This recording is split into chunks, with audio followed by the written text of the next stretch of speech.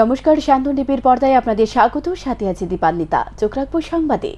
Light হাউসের মতো একতা মল প্রধানমন্ত্রীর অন্যতম স্বপ্নের প্রকল্প। দেশের বহু রাজ্যে এখনো একতা মল গড়ে ওঠেনি, কিন্তু ত্রিপুরাতে বিশেষ গুরুত্ব দিয়ে একতা মল গড়ে তোলার জন্য শিলমোহর দিয়েছে কেন্দ্র। বৃহস্পতিবার আমতলী জুট মিল মাঠে একতা মলের ভূমি পূজা করে একথা বললেন মুখ্যমন্ত্রী ডক্টর মানিক সাহা। বৃহস্পতিবার আমতলী স্থিত জুট মিল মাঠে একতা মল নির্মাণের জন্য ভূমি পূজা করা হয়। উপস্থিত ছিলেন মুখ্যমন্ত্রী ডক্টর মানিক সাহা।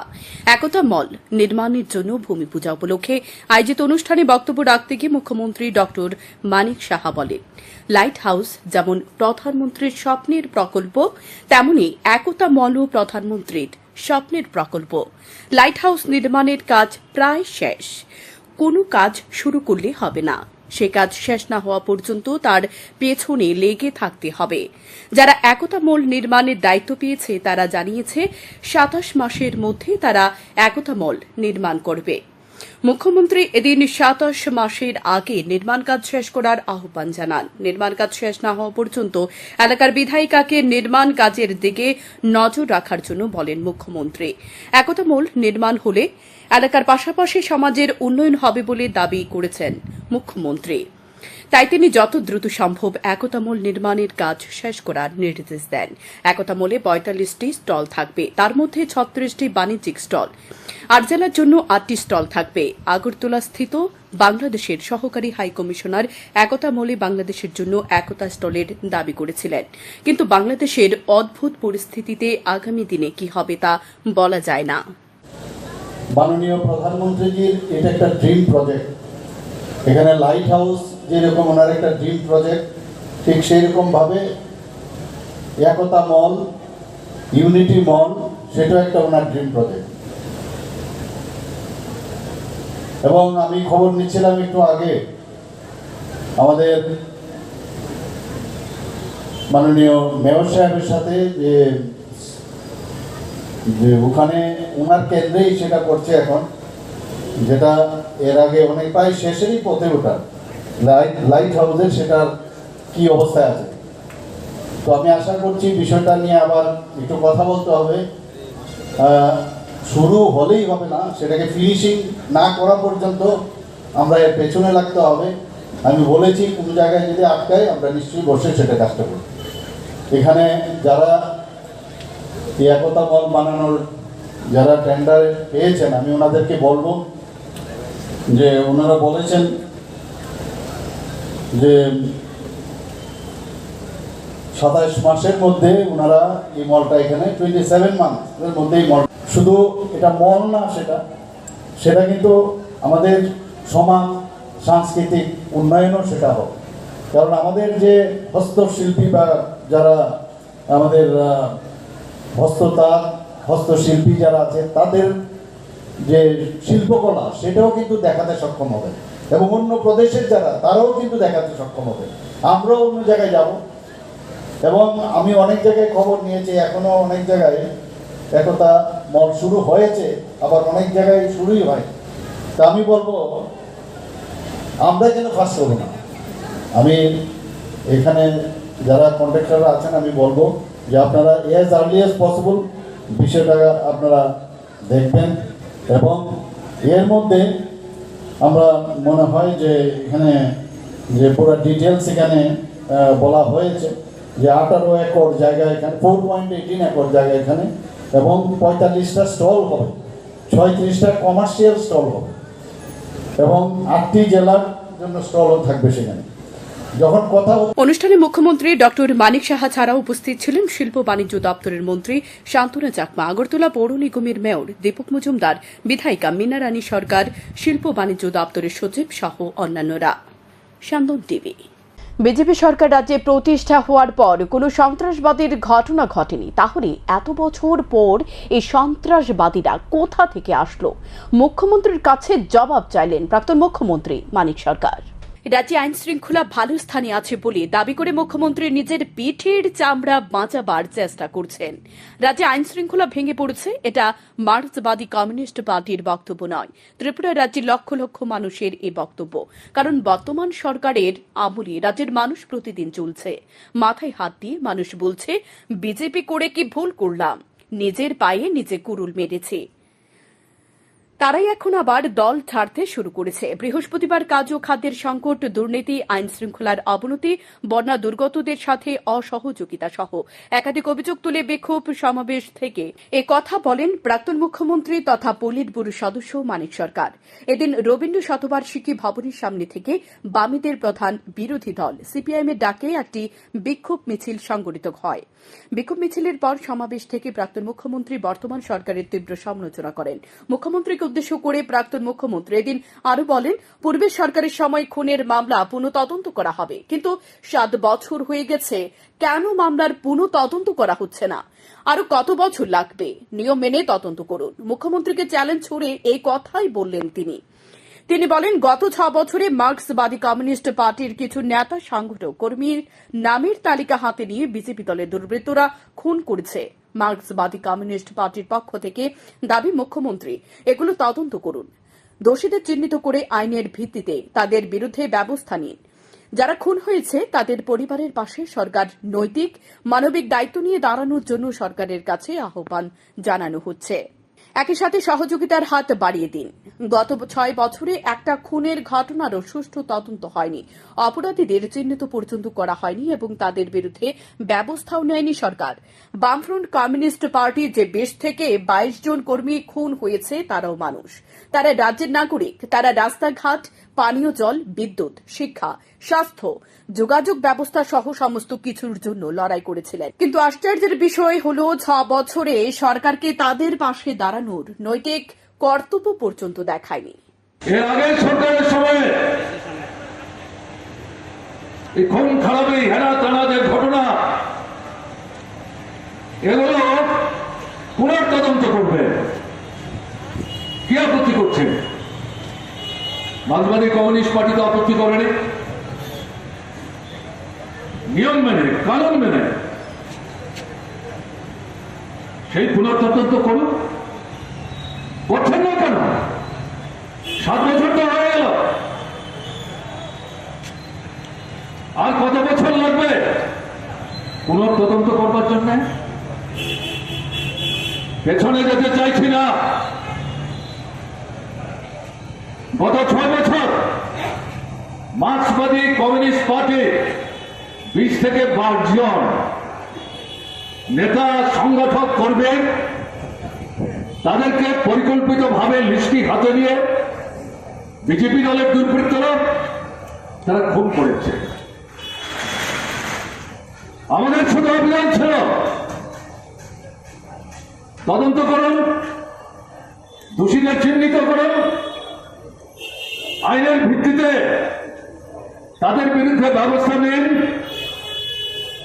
যে পরিবারের লোকটাকে খুন করা হলো তার পাশে সরকার নৈতিক মানবিক দায়িত্ব নিয়ে দাঁড়ান এবং এই পরিবারে আয় উপার্জন করার মতো দ্বিতীয় কোনো ব্যক্তি যদি না থাকে তাদের জন্য সাহায্যের হাত বাড়িয়ে দিন।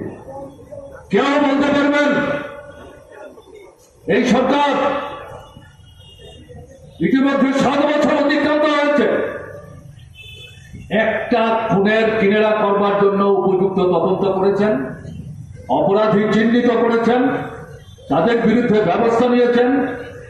এই 20 থেকে 22 জন হতে পারে বামফ্রন্ট মার্ক্সবাদী কমিউনিস্ট পার্টির নেতা করবে, তারা তো মানুষ, ত্রিপুরার নাগরিক। মার্ক্সবাদী কমিউনিস্ট পার্টির লাল ঝান্ডা কাঁধে নিয়ে তারা তো শুধু মার্ক্সবাদী কমিউনিস্ট পার্টির কর্মীদের সুবিধার জন্য লড়াই করেনি। রাস্তাঘাট, জল, কল, স্কুল, হাসপাতাল, বিদ্যুৎ, সেচ, রেল, জাহাজ, উড়োজাহাজ, এই সমস্ত কিছুর জন্যই তো লড়াই।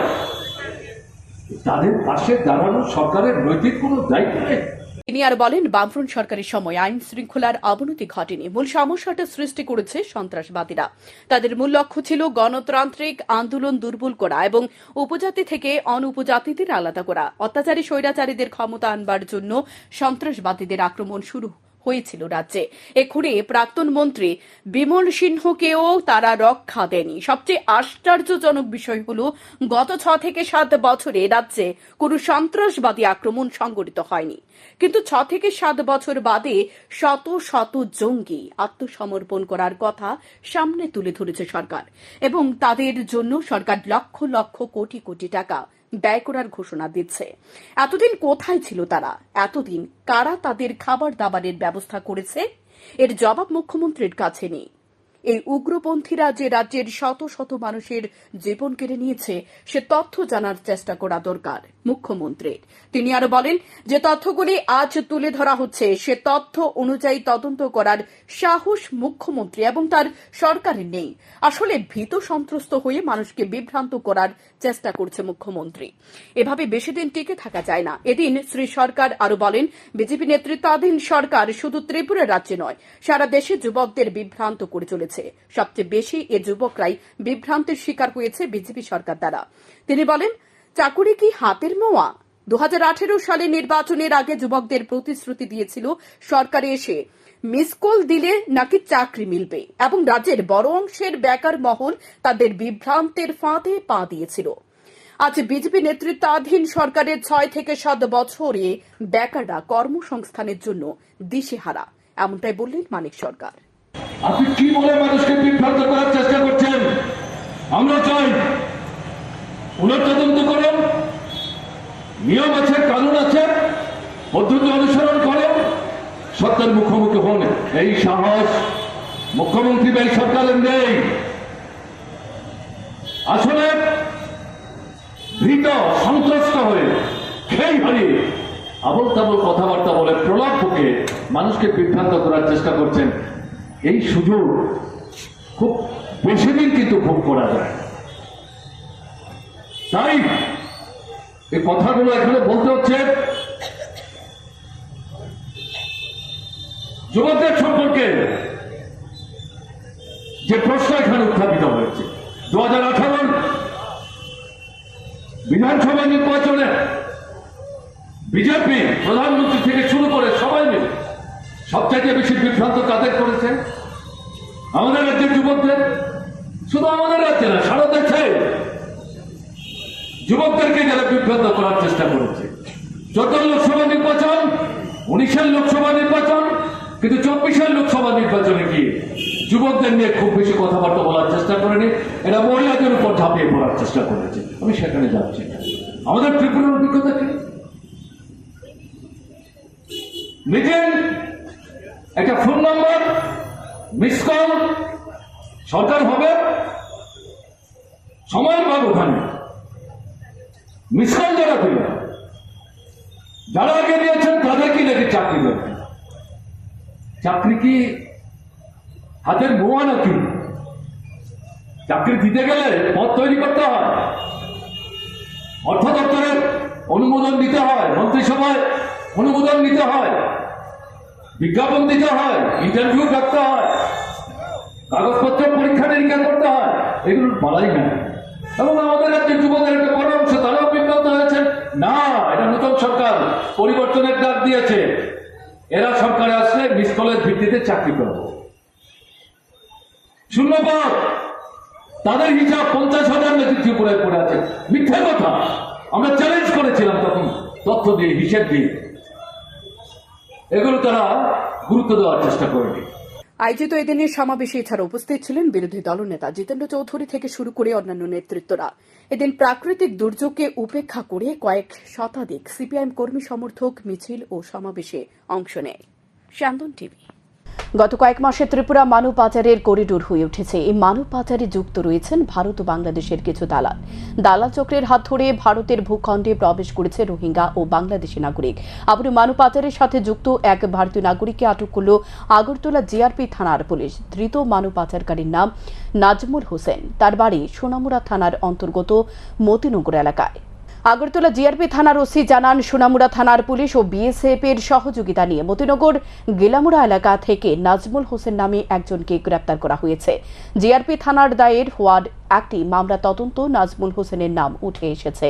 সে বাংলাদেশি নাগরিক ও রোহিঙ্গাদের অবৈধভাবে রাজ্যে আসতে সহযোগিতা করে। বৃহস্পতিবার পুলিশ রিমান্ডের আর্জি জানিয়ে ধৃত নাজমুল হোসেনকে আদালতে সোপর্দ করে আগরতলা জিআরপি থানার পুলিশ। ভোরবেলা আর্লি মর্নিং আমরা একজন ভারতীয় নাগরিককে গ্রেপ্তার করা হয়। এটা হলো আপনার মতিনগর গিলামুড়া একটা জায়গা আছে, যারা একদম বর্ডার ফেন্সের সঙ্গেই। তো বিএসএফ এবং সোনামুড়া থানার সহযোগিতায় আমরা ওনাকে অ্যারেস্ট করি। উনি একটা আমাদের কেসের মামলার সঙ্গে যুক্ত হয়েছে, লিঙ্ক হয়েছে, পাওয়া গেছে, ওনার নাম এসেছে। তো উনি ওই বাংলাদেশ থেকে যে বাংলাদেশ এবং রোহিঙ্গা মানুষ আসা যাওয়া করে উনি এটাতে হেল্প করেন। তো এই সুবাদে আমরা ওনাকে গ্রেপ্তার করেছি। তো আজকে ওনাকে আমাদের মহামান্য আদালতে প্রেরণ করছি এবং পুলিশ নিয়ে চাচ্ছি।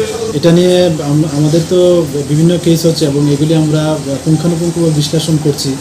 তো যারাই ওর সঙ্গে যুক্ত আছে বা নাম আসছে আমরা এগুলি ভেরিফাই করছি এবং নিশ্চয়ই তাদের আইনের আওতায় এনে আমরা তাদেরকে উপযুক্ত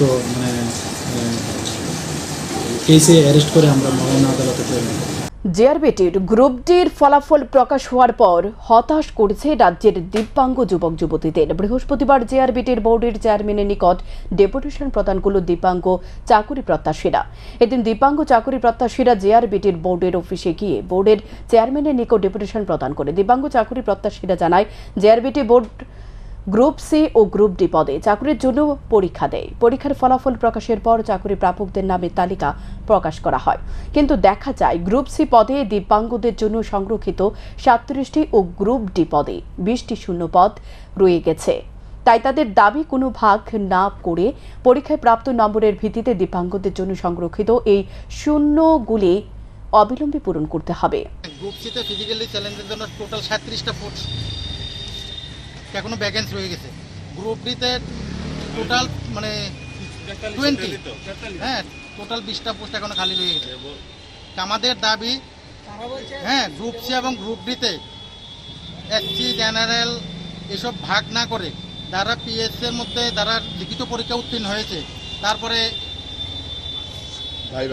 না ওই benchmark A B C D এসব ভাগ না করে যারা লিখিত পরীক্ষা উত্তীর্ণ হয়েছে তাদেরকে মার্কের ভিত্তিতে যাতে এই পোস্টগুলি যাতে মানে প্রতি সত্তর গভর্নমেন্ট পূরণ করে। আমাদের যে সেপ্টেম্বর মাসের যে 7 তারিখ যে group D GRBT group D final merit list বের হয়েছিল, ওখানে 63টা পোস্ট এখনও ভ্যাকেন্ট রয়ে গেছে। এর মধ্যে 20টা পিএস ফিজিক্যালি হ্যান্ডিক্যাপ আর 43টা ইডাব্লিউএস রয়ে গেছে। এখন আমাদের দাবি যে টোটাল 63টা পোস্ট আমাদের দিব্যাঙ্গ ভাই বোনদের যাতে ভ্যাকেন্টগুলো পোস্ট দেওয়া হয়, প্লাস ওয়েটিং লিস্ট এই কারণে অনেকে গ্রুপ ডি চাকরিটা করবে না, খালি করে রাখবে যাতে পোস্টগুলো ফিল আপ হয়। ওয়েটিং লিস্ট থাকলে নিচের থেকে ওইগুলো ফিল আপ হয়ে যাবে। আর আমি ত্রিপুরা সরকারের দৃষ্টি আকর্ষণ করে বলছি এবং আমাদের রাজ্যের মাননীয় মুখ্যমন্ত্রী প্রফেসর ডক্টর মানিক শাহ ওনার দৃষ্টি আকর্ষণ করে বলছি, আমাদের ত্রিপুরা রাজ্যের অনেক ডিপার্টমেন্টে আমাদের পিএইচের ক্যান্ডিডেটের পোস্ট অনেক রয়ে গেছে, ভ্যাকেন্ট রয়ে গেছে। এইগুলো যাতে স্প্যাটার ড্রাইভের মাধ্যমে যাতে অতি সত্বর। রাবার বাগান থেকে রাবারের স্কেপ চুরি করার সময় হাতে নাতে ধরা পড়ল এক যুবক। ধৃত যুবকের উত্তম মধ্যম দিয়ে পুলিশের হাতে তুলে দেয় এলাকাবাসী। ঘটনা বিবরণে জানা যায়, কমলাসাগর বিধানসভা কেন্দ্রের হরিহরদোলা রাবার বাগান থেকে দীর্ঘদিন ধরে রাবারের স্কেপ চুরি করে নিয়ে যাচ্ছিল চোরেরা। তাই হরিহরদোলা এলাকার রাবার চাষিরা রাবার বাগানে দীর্ঘদিন ধরে প্রহরা দিয়ে আসছে। বৃহস্পতিবার বৃষ্টির মধ্যে হরিহরদোলা এলাকায় একটি রাবার বাগানের দেবীপুর ক্যানানিয়া এলাকায় বাসিন্দা শ্যামল নন্দীতে দেখতে পায় এলাকার লোকজন লক্ষ্য করে শ্যামল নন্দী রাবার বাগান থেকে রাবারের স্ক্যাপ চুরি করছিল। তখন এলাকাবাসীরা সকলে মিলে তাকে আটক করে হাতে নাতে। পরে তাকে উত্তম মধ্যম দিয়ে মধুপুর থানার পুলিশের হাতে তুলে দেওয়া হয়। ধৃত শ্যামল নন্দী জানায় তার সন্তান অসুস্থ, তাই বাধ্য হয়ে রাবার বাগান থেকে রাবারের স্ক্যাপ চুরি করছেন।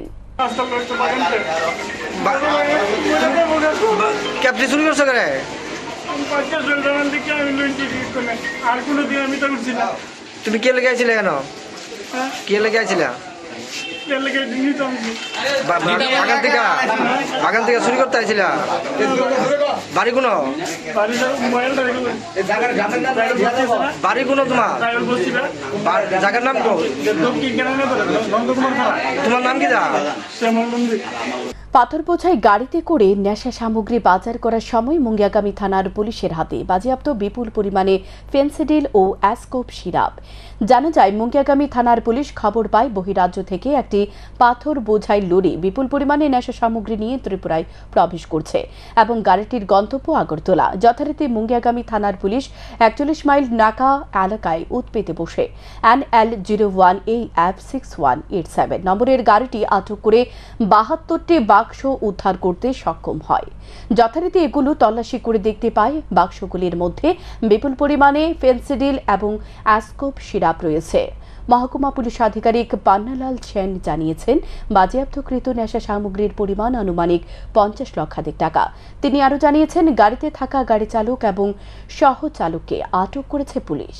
আজকে আমাদের কাছে আপনার গোপন সূত্রে আমাদের মুঙ্গিয়াগামী থানার যে বড়বাবু আছেন ওনার কাছে একটা গোপন সূত্রে খবর আসে যে আসামের দিক থেকে একটা গাড়ি আমাদের তেলিয়ামুড়ার দিকে NL01AF6187 একটা ট্রিপার ট্রাক এর দিকে আসছে এবং ট্রাকটার ভেতরে কন্ট্রাব্যান্ড আর্টিকেলস আছে।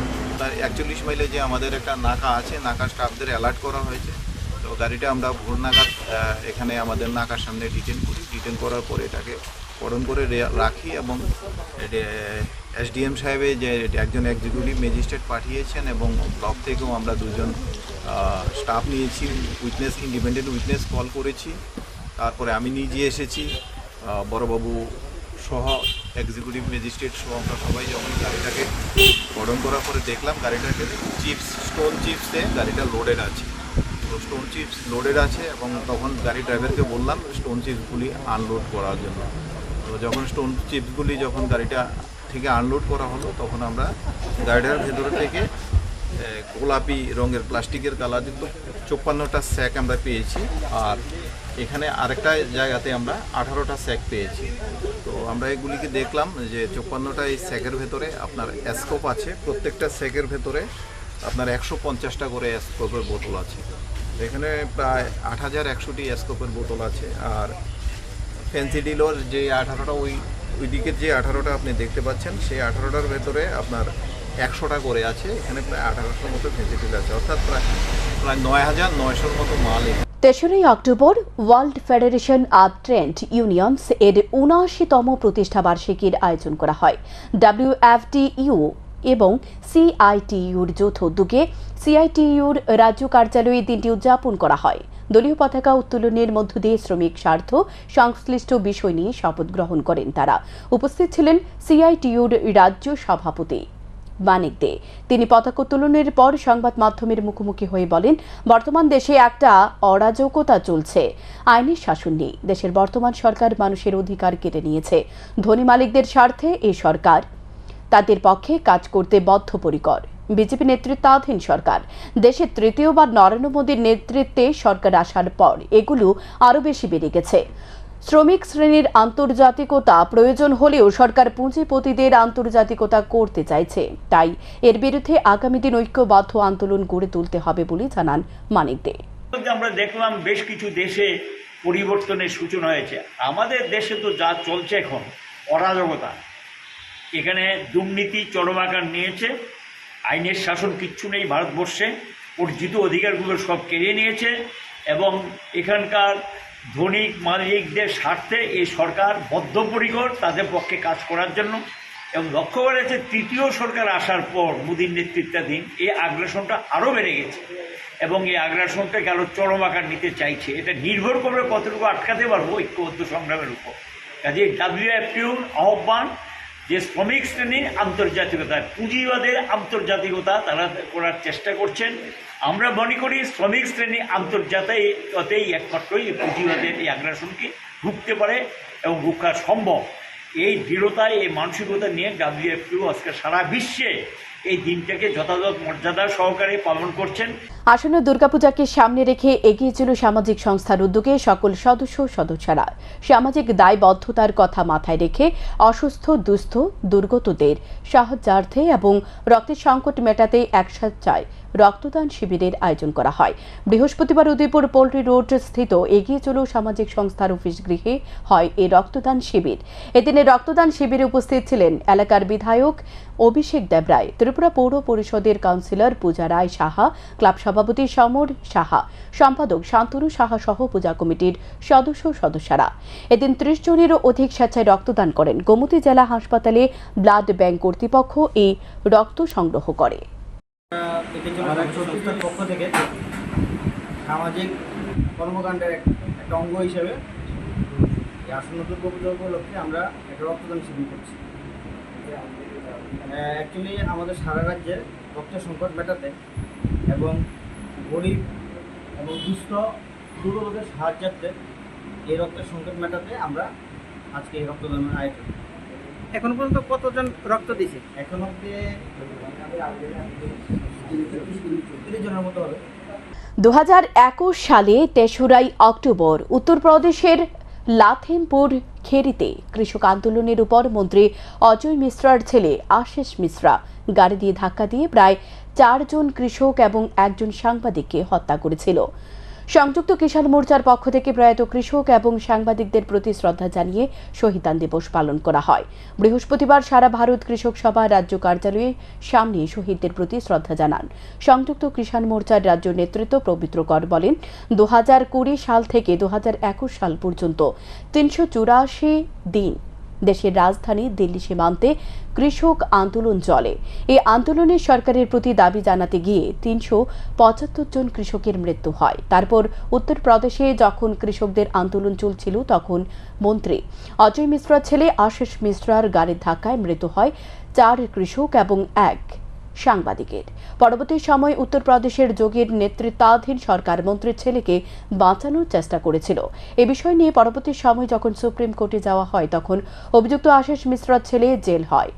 এদিকে উত্তরপ্রদেশ সরকার মন্ত্রীকে ফের টিকিটে দিয়ে দাঁড় করা নির্বাচনে কিন্তু বড়সড় পরাজয় হয়েছে মন্ত্রী অজয় মিশ্রার। কৃষকদের দাবি যতদিন না পূরণ হবে তারা আন্দোলন থেকে অব্যাহত নেবে না। আগামী দিন কৃষকদের দাবি পূরণ না হলে আবারও আন্দোলনে বসতে পারে বলে ইঙ্গিত করেন তিনি। 3 অক্টোবর 2021 সালে উত্তরপ্রদেশের লক্ষ্মীপুর থেকে সেখানে মন্ত্রী অজয় মিশ্র টেনি, তৎকালীন মন্ত্রী, তিনি একটি সভা ডেকেছিলেন এই কৃষক আন্দোলনকে বানচাল করার জন্য। কৃষকরা পাল্টা সভা করেছিলেন, যার ফলে মন্ত্রী সভা করতে পারেনি। সভা না করে তিনি ফিরে গেছেন। ওইখান থেকে কৃষকরা এই সাকসেসফুল আন্দোলন করার পরে যখন ফিরছিলেন রাস্তায়, তখন অজয় মিশ্রের ট্রেনির ছেলে আশিস মিশ্র তিনি পেছন থেকে গাড়ি চাপা দিয়ে আমাদের কৃষকদের সঙ্গে সাংবাদিকরাও ছিলেন, 4 জন সাংবাদিক আর এই কৃষক এবং 1 জন সাংবাদিককে একেবারে জায়গাতেই পিষে মেরেছিল। আমাদের আন্দোলনের চাপে শেষ পর্যন্ত তাকে গ্রেপ্তার করেছিল তার সহযোগী যারা, কিন্তু পরে দেখা গেল উত্তরপ্রদেশ সরকার তাকে ছেড়ে দেয়। আমরা তার বিরুদ্ধে কৃষক আন্দোলন সুপ্রিম কোর্টে গিয়েছিলাম। সুপ্রিম কোর্টের নির্দেশে সে এখনো জেলমুক্তি আছে। শিশু শ্রম বর্তমানে রাজ্যের মারাত্মকভাবে বেড়ে চলেছে। বিভিন্ন প্রত্যন্ত এলাকায় শিশু শ্রম সামনে উঠে আসে। একই সাথে আগরতলা শহরের মধ্যে রাস্তার পাশে শিশুরা অবহেলার শিকার হচ্ছে। শহরের রাস্তার পাশে থাকা শিশুদের ঠিকানা নেই, তারা তাদের মা বাবার সাথে রাস্তার পাশেই থাকছে। সকাল থেকে রাত পর্যন্ত শহরের সিটি সেন্টার, আইজিএম চৌমুহনী, বটতলা ও রবীন্দ্র শতবার্ষিকী ভবনের সামনে তারা দিন কাটায়। মানুষের কাছ থেকে টাকা সংগ্রহ করে যা উপার্জন করে সেটা দিয়ে পেট চলছে। আর এই মুহূর্তে ঘটা করে সরকারি অনুষ্ঠানে নজির গড়ছে শিশু সুরক্ষা কমিশন। রাস্তা থেকে শিশুদের হোমে পর্যন্ত নিয়ে যাওয়ার কোনো উদ্যোগ নেই তাদের। কিন্তু বৃহস্পতিবার সাংবাদিককে ডেকে ফটো সেশন করতে ভুল করেননি শিশু সুরক্ষা কমিশন। এদিন জাতীয় শিশু সুরক্ষা কমিশনের উদ্যোগে রাজ্য শিশু সুরক্ষা কমিশনের সহযোগিতায় এক কর্মশালা অনুষ্ঠিত হয়। রাজধানীর শহীদ ভগৎ সিং যুব আবাসে কর্মশালা অনুষ্ঠিত হয়। জুভেনাইল জাস্টিস অ্যাক্ট ও চাইল্ড লেবারের উপর এই সেমিনার কর্মশালা অনুষ্ঠিত হয়। উপস্থিত ছিলেন প্রাক্তন বিচারপতি S.G. চট্টোপাধ্যায়, সমাজ কল্যাণ ও সমাজ শিক্ষা দপ্তরের অধিকর্তা তপন দাস, রাজ্য শিশু সুরক্ষা কমিশনের চেয়ারপারসন জয়ন্তী দেববর্মা সহ অন্যান্যরা। কর্মশালায় আলোচনা করতে গিয়ে ত্রিপুরার রাজ্য শিশু সুরক্ষা কমিশনের চেয়ারপারসন জয়ন্তী দেববর্মা বলেন, জুভেনাইল জাস্টিস অ্যাক্ট 2015-র সাথে তৈরি করা হয় এবং 2016 সালে জানুয়ারি মাসে এই অ্যাক্ট লাগু করা হয়। শিশুরা কোনো অপরাধ করলে তাদের বিচার অন্যদের ন্যায় না করে শিশুদের মতো করে করার জন্য এই অ্যাক্ট লাগু করা হয়েছে। জানি যে বাচ্চারা যারা আছে, ছোট ছোট বাচ্চারা যাদের 18 বছরের নিচে যাদের বয়স, তাদের ক্ষেত্রে তাদের প্রটেকশন দেওয়া, তাদের কেয়ার করার জন্য আমাদের সোশ্যাল ডিপার্টমেন্টকে নোডাল ডিপার্টমেন্ট হিসাবে ঘোষণা করা হয়েছে। সেই মোতাবেক নোডাল ডিপার্টমেন্ট হিসাবে আমাদের তরফ থেকে আমরা চেষ্টা করে থাকি বিভিন্ন যে চাইল্ড কেয়ার ইনস্টিটিউটগুলো আছে সেই ইনস্টিটিউটগুলোকে তাদের শক্তিশালী করার জন্য, সেই চাইল্ড কেয়ার ইনস্টিটিউটগুলোতে যারা থাকেন তাদের যাতে কোনো রকম অসুবিধা না হয়, তারা যাতে স্বাচ্ছন্দ্যে থাকতে পারে, সেগুলোকে আমরা নিশ্চিত করার জন্য চেষ্টা করে থাকি। তাছাড়া এই যে জুভেনাইল জাস্টিস বোর্ড যেটা আছে, আমাদের জুভেনাইল জাস্টিস বোর্ড যে স্টেট লেভেলে আছে সেই হিসাবে ডিস্ট্রিক্ট লেভেলে একটা করে জুভেনাইল জাস্টিস বোর্ড আমাদের ত্রিপুরাতে 8টা ডিস্ট্রিক্টে 8টা জুভেনাইল জাস্টিস বোর্ড আছে। এই জুভেনাইল জাস্টিস বোর্ড যেগুলো আছে সেই বোর্ডগুলোর অনেক দায়িত্ব থাকে, বিশেষ করে এই যে জুভেনাইল জাস্টিস নিয়ে যে জুভেনাইল জাস্টিস খোয়াই থানার পুলিশের হাতে আটক 47 কেজি 500 গ্রাম শুকনো গাঁজা। পুলিশ গ্রেপ্তার করেছে পাচারকারী রজনী দেববর্মাকে। পুলিশ জানায় অভিযুক্ত রজনী দেববর্মা গাড়ি নিয়ে গাঁজাগুলো পাচার করার চেষ্টা করেছিল, তাকে আটক করা হয়েছে। তার বিরুদ্ধে এনডিপিএস ধারা অনুযায়ী মামলা হাতে নেওয়া হয়েছে। গোপন খবরের ভিত্তিতে আমরা এই চেয়ারমানাকা পয়েন্টে মানে গাড়ি চেক করছিলাম। তারপরে এই রজনী দেববর্মার গাড়ি আমরা পেলাম। গাড়িতে সন্দেহজনক হওয়ায় আমরা গাড়ির মানে খুলে বিভিন্ন চেক করার পরে এখানে প্রায় 47 কেজি 500 গ্রাম গাঁজা আমরা পেলাম। এখন আমরা রজনী দেববর্মাকে অ্যারেস্ট করেছি। এখন আগামীকালকে ওনাকে আদালতে প্রেরণ করা হবে। মানে ওনার যে বক্তব্য, এটা কমলপুরের উদ্দেশ্যে যাচ্ছিল, চম্পকনগর থেকে গাড়িটা আসছিল, এখন এটা কমলপুরের উদ্দেশ্যে যাচ্ছিল। আসন্ন দুর্গাপূজাকে সামনে রেখে বাঙালি মহিলা সমাজের উদ্যোগে দুস্থদের মধ্যে বস্ত্র বিতরণ করা হয়। রাজধানীর শিবনগর স্থিত আমরা বাঙালি রাজ্য কার্যালয়ে এক অনুষ্ঠানের মধ্য দিয়ে এই বস্ত্র বিতরণ করা হয়। উপস্থিত ছিলেন বাঙালি মহিলা সমাজের নেতৃত্বরা। সংগঠনের এক নেত্রী জানায়, দুর্গাপূজার সময় সকলে চায় নতুন পোশাক পরিধান করে পুজোয় বের হতে, কিন্তু দেখা যায় অনেকে দুবেলা দুমুঠো খাবার জোগাড় করতে কষ্ট হয়, ফলে তাদের পক্ষে আর নতুন বস্ত্র ক্রয় করা সম্ভব হয় না। তাই প্রতি বছর বাঙালি মহিলা সমাজের পক্ষ থেকে দুর্গাপুজোর পূর্বে দুস্থদের মধ্যে বস্ত্র বিতরণ করা হয়। আপনারা সকলেই জানেন, আমাদের শারদীয় দুর্গোৎসব বাঙালির যে প্রিয় উৎসব সামনে আগত আসছে, প্রতি বছরের মধ্যে দ্বিতীয়া। এই উৎসবে সবাই মানে আমরা বাঙালির একটা সংস্কৃতি বা সবাই আনন্দে মেতে ওঠে, সবাই চায় একটু নতুন নতুন কাপড় পরে ঘোরাফেরা করতে, কিন্তু আমরা দেখতে পাই কি অনেকেরই দুবেলা দুবটু অন্ন জোগাড় করতেই তারা হিমশিম খাচ্ছে, বাড়ির লোকের কাপড় চোপড় দেওয়া সম্ভব হয় না। আবার আমরা একথাও জানি যে সেই যে মা দুর্গা আমাদের সামনে যারা আছে তারা নররূপের নারায়ণ, আমরা জানি জীবের সেবাই শিবের সেবা। তাই আমরা প্রতি বছরই এরকম দান দক্ষিণা করে থাকি। আমরা আর অন্যান্য সময় করি, শীত বস্ত্র করি, বা আমাদের কালকেও একটা প্রোগ্রাম হয়েছে বামুটিয়াতে দান করা হয়েছে। আমরা যতটুকু সম্ভব বিভিন্ন জায়গায় করি, যদিও তারা এখানে আমরা শহর অঞ্চলে আছি, সব তারা গ্রাম অঞ্চলের আড়ালিয়া ঋষিগুলো নিয়ে ওরা আমরা সবসময় নেয়। হ্যাপাটাইটিস ফাউন্ডেশনের অফ ত্রিপুরা উদয়পুর শাখা ও সাউথ জোনের কমিটির উদ্যোগে রাজ্যের বিধানসভা সদস্য জিতেন্দ্র মজুমদারের হাত ধরে শারদীয় দুর্গাপূজা উপলক্ষে উন্মেষ নামে একটি স্মরণিকা প্রকাশিত হয়। উদয়পুর জগন্নাথ দিঘির তীরে গোমতী জেলা পরিষদের মিলনায়তনে এই অনুষ্ঠানটি অনুষ্ঠিত হয়। বিধায়ক ছাড়াও উপস্থিত ছিলেন হ্যাপাটাইটিস ফাউন্ডেশন অব ত্রিপুরা প্রতিষ্ঠাতা সভাপতি ডক্টর প্রদীপ ভৌমিক, ডিআইও সুব্রত দাস সহ সংগঠনের নেতৃত্বরা। আলোচনা করতে গিয়ে বক্তারা বলেন, অনুষ্ঠানের গুরুত্ব তুলে ধরেন। আমার ব্যক্তিগত জীবনে বা চিকিৎসক জীবনে এক দুটো গল্প যদি বলি, অনেকে আজকাল দেখা যায় যখন কোনো হৃদরোগ বিশেষজ্ঞের কাছে যান, উনি শুধু বলেন আমার 1 বছর আগে হার্ট অ্যাটাক হয়েছে, তারপরে আমার একটা এনজিওপ্লাস্টি হয়েছে, তারপরে এখন এই ওষুধ খাচ্ছি। উনি একবারও বলেন না আমি কিন্তু ডায়াবেটিস রোগী বা ভুগছি, অথবা আমি পেটের রোগের জন্য 3টি ওষুধ খাচ্ছি, অথবা আমার 1 বছর বা 2 বছর আগে আমার পা ভেঙেছিল, তার জন্য আমার এখন ওষুধ খাওয়া হচ্ছে। ঝামেলা কি হয়, যখন সেই চিকিৎসক বা সেই হৃদরোগ বিশেষজ্ঞ ওষুধ লিখতে যান, উনি হয়তো জানেনই না যে উনি আরও 5টা ওষুধ খাচ্ছেন। তখন সেই পেটের ভেতরে গিয়ে বা শরীরের ভিতরে গিয়ে সেই ওষুধগুলো নিজেদের মধ্যে মারামারি করে, এবং তার ফল আমাকে পেতে হয়, মানে ওই ব্যক্তিকে যার পুরো শরীরটা একটা 1 পিস। অতএব আমরা যখন কাজ করি তখন আমাদের বারবার মনে হয়েছে আমরা ব্যক্তিগতভাবে যেন আমরা সিঙ্গেল পিস একটা ব্যক্তি, আমার সমাজও কিন্তু একটাই, এর কোনো ভিন্নতা নেই, আলাদা কিছু অস্তিত্ব হতে পারে না। তাই সাহিত্য, সংস্কৃতি, বিজ্ঞান এবং তার পারিপার্শ্বিক সমস্ত বিষয়কে যদি এখনকার মতো সংবাদ পর্যন্তই। চোখ রাখুন স্যান্দন টিভির পর্দায়। নমস্কার।